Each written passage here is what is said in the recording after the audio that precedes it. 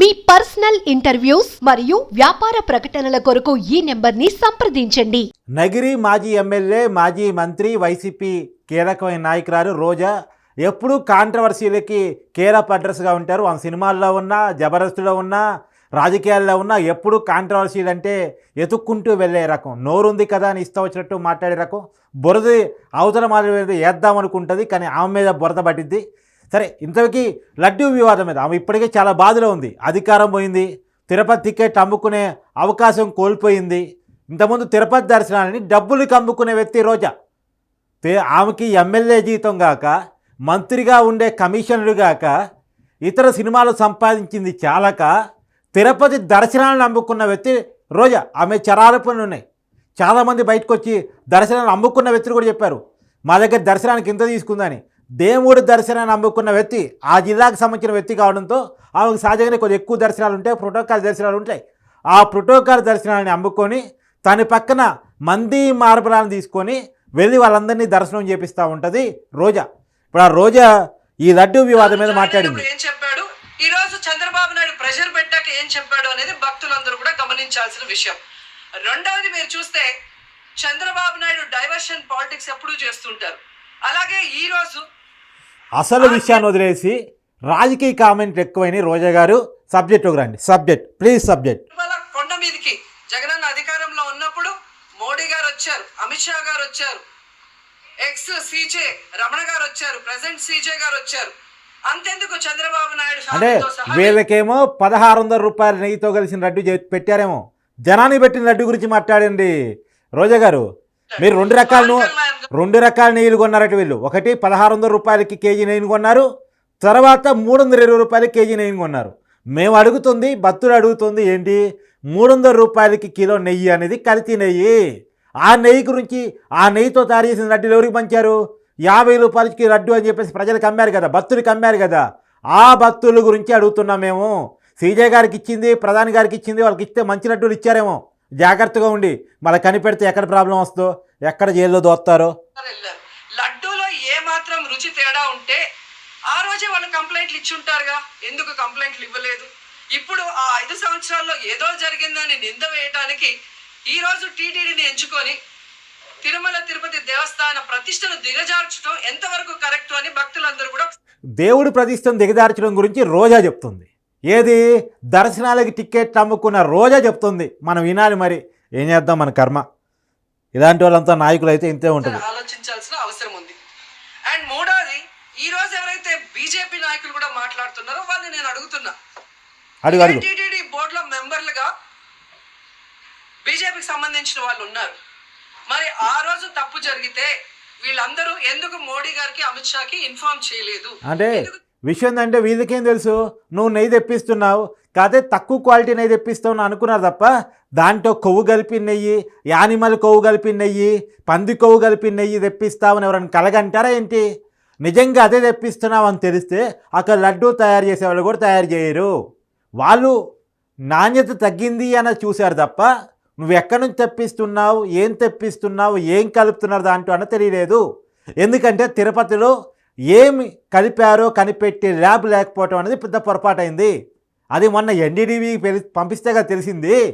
రోజా గారు subject please. చర్యలు చేపట్టలేదు అనేది నేను అడుగుతున్నా. అలాగే ఈరోజు తెలుగుదేశం పార్టీ అధికార పార్టీలో ఉన్న వేమిరెడ్డి ప్రశాంతి గారు ఆ 5 సంవత్సరాల కాలంలో ఈ పర్చేసింగ్ కమిటీలో 5 సంవత్సరాలు ఉన్నారు. అలాగే ఇప్పుడు మంత్రిగా ఉన్న పార్థసారథి గారు కూడా పర్చేసింగ్ కమిటీలో ఉన్నారు. మీకు ఇవ్వలేదా మేడం? వాళ్ళని విచారించండి. మీ కమిషన్ వచ్చేగా, వాళ్ళందరినీ బయటకు వచ్చి మాట్లాడమని చెప్పండి. తప్పు జరిగింది జగన్ అనే చెప్పాల్సింది, నాకు ఇవ్వాలి. ఈ రోజు ఇంత మంది గొప్ప గొప్ప వాళ్ళు తిరుమలకు పోయి లడ్డు తిన్నా జరగని తప్పు వాళ్ళ పర్చేస్ కమిటీలో ఉన్న వాళ్ళు జనసేన పార్టీ, తెలుగుదేశం పార్టీలో చేరిన వాళ్ళని మాట్లాడకుండా కేవలం జగన్ గారిని టార్గెట్ చేసి మాట్లాడటం చూస్తే రాజకీయ లబ్ధి కోసం తిరుమల పవిత్రను భ్రష్టు పట్టిస్తూ ఈరోజు చంద్రబాబు నాయుడు చేస్తున్న నీచ నికృష్ట రాజకీయాలు అందరూ కూడా గమనించి, అప్పుడు ఏమింత నోరు చింపుకొని మాట్లాడుతుంది కదా రోజక్క. నేను నగరి వస్తాను, నగరిలో తిరుపతి రోజు పోతూ ఉంటారు దాదాపుగా 3 నెలలకి 4 నెలలకి రెగ్యులర్గా పోయే భక్తులు చాలామంది ఉంటారు నీ నియోజకవర్గంలో. ఎందుకంటే కొద్ది దగ్గర కాబట్టి తిరుపతికి దేవుడి దర్శనం కోసం వెళ్ళి వస్తుంటాను. అక్కడ ప్రజల కాడికి వెళ్దాం. నిజంగా లడ్డూలో గత 5 సంవత్సరాల కాలంలో క్వాలిటీ తగ్గిందా లేదా, మీరు పంపిణీ చేసిన లడ్డూ మీద అనుమానాలు ఉన్నాయా లేదా, దాన్ని జనం నమ్ముతున్నారా లేదా ఒకసారి చెక్ చేద్దాం. మీ నగరంలోనే అక్క మీకు విషయం తెలుసుకోవాల్సింది ఏంటి అంటే, లడ్డు క్వాలిటీ తగ్గింది, ప్రమాణాలు తగ్గాయి, తిరుపతిలో మెయింటెనెన్స్ తగ్గింది, భోజనాల్లో క్వాలిటీ తగ్గింది, అన్నదానంలో క్వాలిటీ తగ్గింది, స్వామివారి ప్రసాదంలో క్వాలిటీ తగ్గిందని అంతా గమనించారు. కానీ ఎన్డీడీబీ ల్యాబ్ తెరిచేంత వరకు మరీ ఇంత కుట్ర పని కట్టారన్నది ఊహించలేకపోయారు తప్ప, మీ కుట్రలు ఎప్పుడో గమనించారు జనం. కుట్రలు గమనించారు కాబట్టే 151 నుంచి 11 సీట్లు ఇచ్చారు. నువ్వు ఓడిపోయావు. ఓడిపోయినా నోరు కుదుటి పర్లేదు. నాయుడికి బుద్ధి చెప్పమని కోరుకుంటున్నా. నీకు చెప్పిన బుద్ధి చాలేదా? నీకు చెప్పిన బుద్ధి నేర్చుకుంటే బాగుంటుంది. తనని ఎవరు నమ్మరు అనుకున్నప్పుడు పవన్ కళ్యాణ్ గారిని ఫ్రేమ్ లోకి తీసుకురావడం చూస్తున్నాం. ఇది కూడా ఎవరు నమ్మరు? చంద్రబాబు గారు నమ్మరట. రోజాని బాగా నమ్ముతారు. నమ్మారు కాబట్టి నగరిలో గెలిపించారు కదా. నిన్ను ఓడించారు. నిన్ను నమ్మలేదు. నీ నాయకుడిని నమ్మలేదు. జగన్మోహన్ రెడ్డిని ఓడించారు. నమ్మంది ఎవరిని? నమ్మంది ఎవరిని? నోరుంది కదా. ప్రాయశ్చిత్త దీక్ష చేస్తున్నానని పవన్ కళ్యాణ్ అంటున్నారు. ప్రాయశ్చిత్త దీక్ష ఎవరు చేస్తారు? తప్పు చేసిన వాళ్ళు చేస్తారు. అంటే చంద్రబాబు నాయుడు తప్పు చేశాడు, ఇది అబద్ధం కాదు. తప్పు చేసిన మీ జగన్ ఎట్టా చెయ్యడు కాబట్టి, ఆయనకి ఎట్టా హిందూ విశ్వాసాల పట్ల, నమ్మకాల పట్ల, సాంప్రదాయాల పట్ల గౌరవం లేదు కాబట్టి, ఎవరో ఒకరు చేస్తే దేవుడి కోపం తగ్గించొచ్చని చేస్తున్నాడు. తప్పు చేసినోడు కాదు, తప్పు చేసినోడు తరపున చేస్తున్నాడు. పాపం ఆయన ఏం చేస్తాడు? మీ జగన్మోహన్ రెడ్డి చేయడు కాబట్టి, స్వామివారికి అపవిత్రం జరిగింది కాబట్టి, ఒక మనిషిగా దేవుడి మీద ప్రేమతో, నిష్టతో జరిగింది అపచారం, అపవిత్రం కాబట్టి చేస్తున్నాడు. నువ్వు కూడా చెయ్యి. నువ్వు చేయలేవులే, నీ వల్ల కాదు అది. ఈ లడ్డూలో కల్తీ జరగలేదు, ఇది నాకెక్కడొచ్చి ఆ పాపం చుట్టుకుంటుందన్న భయంతో పవన్ కళ్యాణ్ ప్రాయశ్చిత్త దీక్ష చేస్తున్నారనేది ఈ రోజు మాకు అందరికీ అవును. మరి లడ్డూల్లో ఏమీ జరగలేదు. ఎన్డీడీబీ ల్యాబ్ ఏం చెప్పింది? మరి ఎందుకు చెప్పింది? ఎస్ వాల్యూస్ ఎంత ఉండాల్సింది? ఎంత ఉంది? 99 నుంచి 101 ఉండాల్సింది. ఎందుకు 117 ఉంది? ఎందుకు 107 ఉంది? ఎందుకు 27 ఉంది? ఎందుకు 88 ఉంది? 87 ఉంది? ఎందుకు ఉంది అక్క? ల్యాబ్ కాడికి పో అక్క. ల్యాబ్ని అడుగు. ల్యాబ్ ముందు ధర్నా కూర్చో. ఎస్ వాల్యూస్ కరెక్ట్గా ఇవ్వండి. ఏమి జరగలేదని ల్యాబ్లో మాట్లాడుకో. సైంటిస్టులతో మాట్లాడుకక్క. ఎందుకంటే ఈ రాష్ట్రంలో తిరుమల కొండ మీద 1000 కాళ్ళ మండపాన్ని కొట్టేసింది చంద్రబాబు నాయుడు. దుర్గా గుడిలో క్షుద్ర పూజలు చేయించింది చంద్రబాబు నాయుడు. 25కు పైగా పవిత్రమైన దేవాలయాల్ని కూర్చింది చంద్రబాబు నాయుడు. ఎవడ్రా స్క్రిప్ట్ రాసిచ్చింది? రోజక్క స్క్రిప్ట్ రాసిచ్చింది? పింక్ డైమండ్ విషయం చెప్పదు. చెప్పేది అబద్ధాలు చెప్పినా కొన్ని ఎక్కువ చెప్పాలి కదా. ఎవడ్రా స్క్రిప్ట్ రాసిచ్చింది? తలక మాసినోడు. బూట్లు వేసుకొని పూజలు చేస్తూ అన్ని తొక్కేసింది చంద్రబాబు నాయుడు గారు. ఇలాంటి చంద్రబాబు నాయుడు కోసం ఎన్ని ప్రాయశ్చిత్త దీక్షలు చేసినా ఆయనైతే దేవుడు క్షమించడు.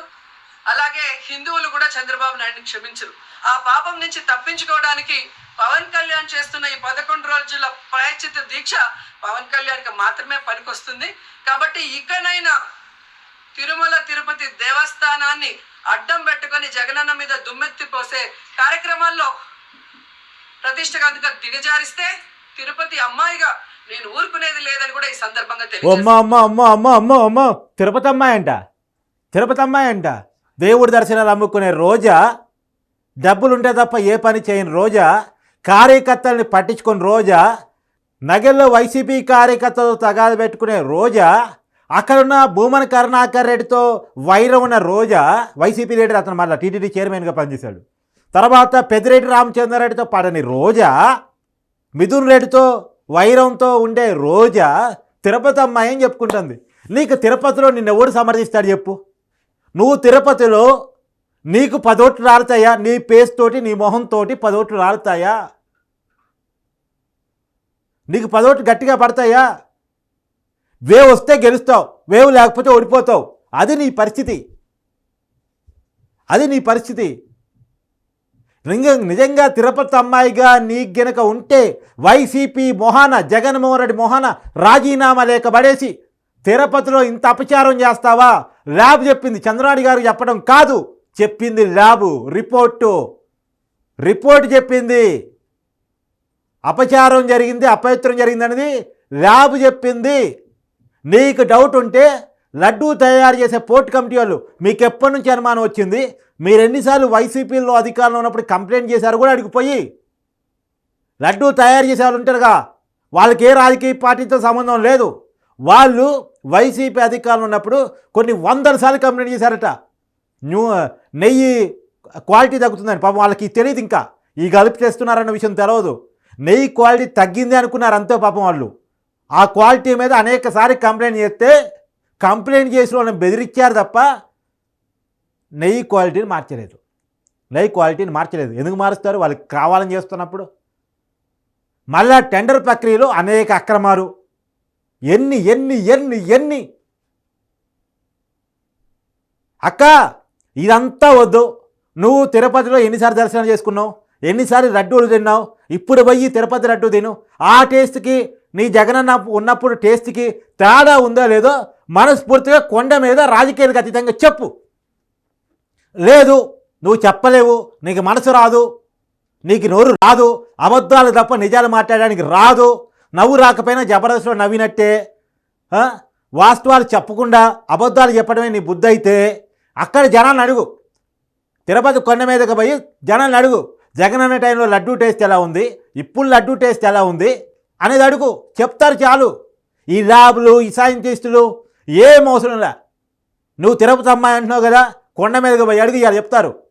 ఎందుకు అడ్డగోలు మాటలు, ఎందుకు అడ్డగోలు వాదనలు? డబ్బులు ఉంటే తప్ప పని నడవదు, కమిషన్లు ఉంటే తప్ప పని చేయదు. ఇలాంటి రోజక్క ఇవాళ మాట్లాడుతూ ఉంది. నీ ఇసుక మాఫియా గురించి, నీ ల్యాండ్ మాఫియా గురించి, నువ్వు ఆడుదాం ఆంధ్ర పేరుతో చేసిన 100 కోట్ల స్కామ్ గురించి, వాటి గురించి చెప్పు రోజక్క. వాటి మీద అనేక ఆరోపణలు ఉన్నాయి నీ మీద. మీది టీడీపీలు చేసినవి, చంద్రబాబు గారు చేసినవి, టీడీపీలు చేసినవి కాదు, వైసీపీ నాయకులు చేస్తున్న ఆరోపణలు. నీ వెనకాల తిరిగి జెండా పట్టుకొని నిన్ను గెలిపించి 2019లో నిన్ను ఎమ్మెల్యే చేసినటువంటి కార్యకర్తలు చేస్తున్న ఆరోపణలు. వాటికి సమాధానం చెప్పు. తిరుపతి అమ్మాయిగా తిరుపతి శ్రీవారి ప్రసాదం అపవిత్రం కావటం మీద, అపచారం చేయటం మీద, దాని మీద మాట్లాడు. నిజముంటే వైవి సుబ్బారెడ్డి ఎంక్వైరీ ఆపనని సుప్రీంకోర్టుకి ఎందుకు పోతున్నాడు? ధైర్యంగా ఎదుర్కోమను, మరి ఎంక్వైరీని ఎదుర్కోమను. ఎవరు పడితే వాళ్ళు మాట్లాడేవాళ్ళు. స్క్రిప్ట్ రాసిచ్చినోడు కొద్ది సరిగ్గా రాసి పంపండి అబ్బా, పరువు తీకండి. ఆమె సినీ నటి మళ్ళా గతంలో సినిమా డైలాగులు బాగానే చెప్పేది కదా, డైలాగులు బాగా చెప్పేది, నో డౌట్. ఆమె డైలాగులు చెప్పడంలో కొన్ని సంవత్సరాల ఎక్స్పీరియన్స్ ఉంది, దశాబ్దాల ఎక్స్పీరియన్స్ ఉంది ఆమెకి. సినిమాల్లో చాలా డైలాగులు చెప్పి రాజకీయాల్లోకి వచ్చింది. రాజకీయాల్లో రాజశేఖర్ రెడ్డి పంచరోడ్ చేస్తానది టీడీపీలో ఉండి, ఇప్పుడు వైసీపీలో ఉండి చంద్రబాబు తిడుతుందిలే కానీ. సరే, ఎనీవే ఆ స్క్రిప్ట్ రాసిచ్చిన కొంచెం సరిగ్గా చూసుకుని చాలు. ఎనీవే రోజక్క నీకు మాత్రం చెప్పేది ఏంటంటే, జరిగింది అపచారం. ఇప్పుడు మనం చేసే పాపాలు ఎక్కడ నిష్కృతి అవుతాయి అంటే, సందర్భం వచ్చినప్పుడు, తప్పు జరిగినప్పుడు, తప్పును తప్పుగా చూడగలిగినప్పుడు, అన్ని రాజకీయ కోణాల్లో కాకుండా తప్పుని ఒప్పుగా చూడగలిగినప్పుడు మన పాపాలు నిష్కృతం అవుతాయి. ఇన్నాళ్ళు మాట్లాడిన మాటలు వేరు, దేవుడి విషయంలో మాట్లాడాల్సిన మాటలు వేరు. జరిగింది అపచారం, జరిగింది అపవిత్రం. అది ఎవరో చెప్తే తేలింది కాదు, అది ఖచ్చితంగా ల్యాబే చెప్పింది. కాబట్టి దయచేసి నువ్వు ఈ విషయంలో అనవసరమైన కామెంట్ పోయి వివాదాల్లో ఇరుక్కోవద్దు అనేది అయితే నీకు ఇస్తున్న సలహా. నీ ఇష్టం ఇంకా.